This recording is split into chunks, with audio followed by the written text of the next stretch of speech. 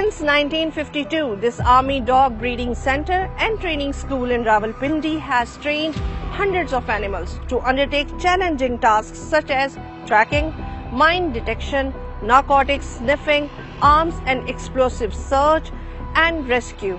Arab News will take you inside the center to show how these dogs are trained and what kind of special tasks they can perform. So let's head in.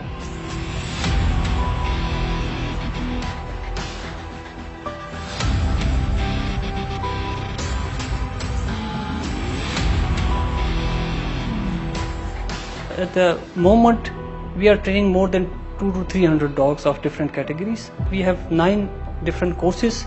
So for each course, we require different attributes from the dog. Like in guard dog, we required aggression. Like for sniffer, we require agility plus nose work. So the work depicts the type of the dogs we require.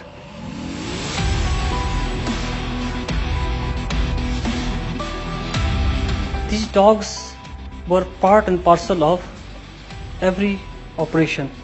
They are working to find the IDs, cache of arms and explosives, and various tracking duties. We have urban search and rescue dog, which participated for the rescue mission in Nepal in 2022 and 2023 in Turkey.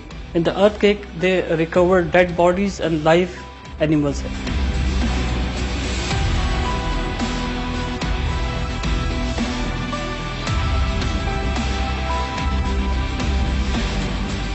We receive students from Army, from Air Force, Navy, as well as from the civil armed forces and law enforcement agencies. At the same time, we trained students from the foreign countries.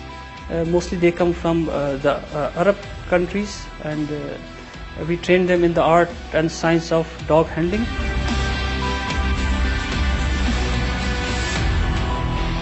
Our dogs are highly trained, and they are being sent to foreign countries for different assignments.